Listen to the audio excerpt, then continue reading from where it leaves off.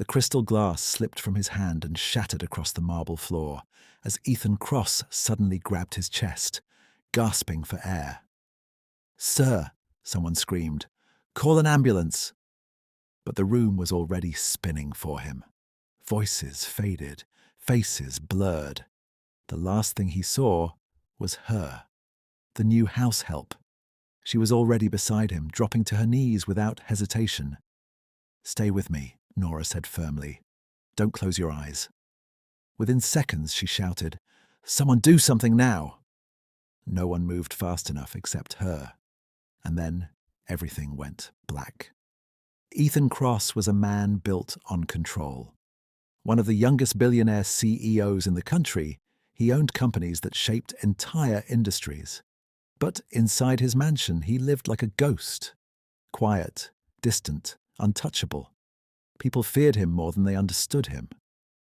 After his mother's death years ago, he shut himself off completely. No emotions, no attachments, only structure. Then Nora James arrived. She was hired quietly, no background conversation, no recommendations from elite agencies, just a name on a list. To everyone else, she was just another house help. But Nora was not ordinary. She was educated, sharp, and careful with every word she spoke. And she was hiding. Because in another life, she was the daughter of a powerful man who had already arranged her marriage to a much older, wealthy politician. A life she refused to accept. So she ran, disguised herself, changed her identity, took the lowest job she could find inside a place no one would ever think to look for her. Ethan's mansion. The first day she stepped inside, she noticed the rules immediately. No unnecessary talking, no eye contact for too long. Everything must be done perfectly or not at all. Even the coffee had to be exact. No sugar, no milk. Always served at a precise temperature. "Don't make mistakes here," the head staff warned her. "He doesn't forgive them." Nora didn't respond. She just nodded. But Ethan noticed her faster than he expected. It started small. A misplaced file returned exactly where it belonged. A room cleaned without being told twice. A presence that didn't feel like noise in his already silent world. One evening he walked into the living room and stopped. The furniture had been rearranged slightly. "What is this?" he asked coldly. Nora stepped forward. "The lighting was too harsh in the evening. I adjusted the space to reduce it." "You were not asked to." "I know." A pause. Most people would have apologized immediately, but she didn't. That made him stare at her longer than he intended. "Fix it back," he said. "Yes, sir." But he didn't walk away immediately. He just watched her, like she was something unfamiliar he couldn't place. And for the first time in years, Ethan Cross felt something he hated. Curiosity. Daniel woke to the steady rhythm of a heart monitor. The ceiling above him was unfamiliar, sterile, bright. "You're awake."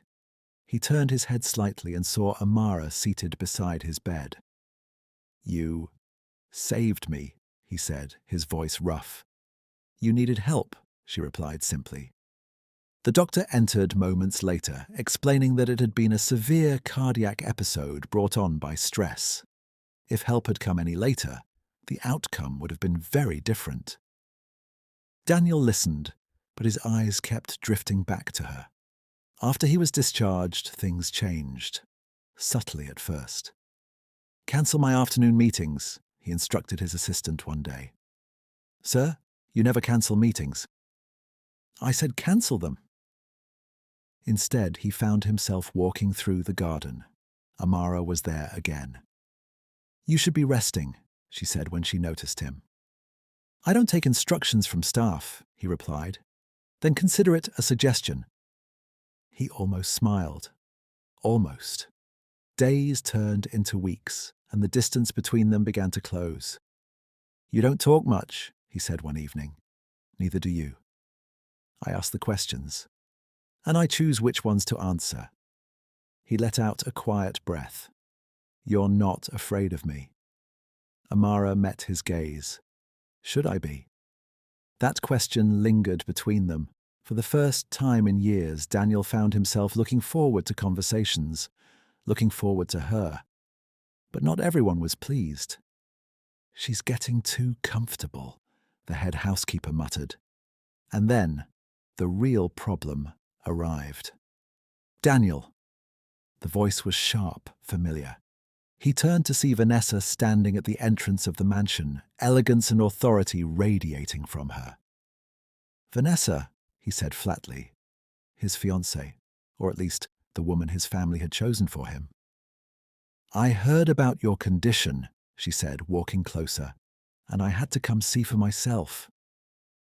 Her eyes scanned the room, landing briefly on Amara.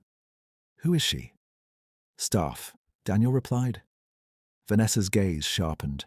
"I see." From that moment, tension filled the house. "Stay away from him," Vanessa said quietly to Amara one afternoon. "I don't understand," Amara replied. "Don't pretend. I've seen the way he looks at you." Amara remained calm. "I'm here to do my job." "Then do it quietly." But things didn't stay quiet. That evening, during dinner, Vanessa made her move. "Daniel, your reputation is being questioned," she said smoothly. "People are talking." "About what?" "About you and your staff." The room went still. Daniel's expression darkened. "Careful." "I'm protecting you," she insisted. "You can't afford distractions." His jaw tightened. "This conversation is over." But it wasn't, because later that night, everything escalated. Daniel entered his study and froze. Documents were scattered across his desk. Old records, files he hadn't seen in years. "What is this?" he demanded. Amara stood near the door, her hands trembling slightly. "I was cleaning," she said. "That doesn't explain this." She didn't respond. His voice hardened. "Answer me." There was a long, heavy silence. Then finally, "I didn't come here by accident." The words hit like a blow. Daniel's expression shifted instantly. "What do you mean?" Amara looked up, her eyes filled with something he had never seen before. Pain. "Your company," she said quietly. "It destroyed my family." The room seemed to close in. Daniel took a step back. "Explain." "Years ago, one of your expansion projects forced entire communities out of their homes," she continued. "My father fought against it." A pause. "He lost everything." Daniel's mind raced. "That was business," he said coldly. "It was our life," she replied. Silence fell, heavy, suffocating. "And you came here for what?" he asked. "Revenge?" Amara shook her head slowly. "I came for answers." And now, her voice broke slightly. "I don't know anymore." The air between them was thick with tension. "You lied to me," Daniel said, his voice low but dangerous. "I didn't lie," Amara replied. "I just didn't tell you everything." "That's the same thing." "No," she said firmly. "It's not." He turned away, running a hand through his hair. "Everything I've built, you think I did it to destroy lives?" "I think you didn't care who got hurt," she said quietly. The words cut deeper than he expected. "You should leave," he said after a long pause. Amara's breath caught. "Is that what you want?" "It's what makes sense." She nodded slowly, even as her eyes filled with tears. "Then I'll go." The next morning, she was gone. No goodbye, no explanation, just silence. Days passed, but the house felt emptier than ever. Daniel tried to return to his routine, meetings, decisions, control, but nothing felt the same. "Sir, these are the new project proposals," his assistant said. Daniel barely glanced at them. "Reschedule." Again? Yes. That night he found himself in the garden, standing in the exact spot where they used to talk, and for the first time he allowed himself to feel it. regret. He began digging through old company records, searching, reading, and slowly the truth emerged. Corners had been cut, lives had been disrupted, and he had signed off on it all without question. The realization hit hard. The next day, he made a decision. "Prepare a statement," he told his legal team. "We're reopening compensation cases from the expansion project." "Sir, that could cost—" "I know what it could cost." He didn't hesitate, because for the first time, it wasn't about profit.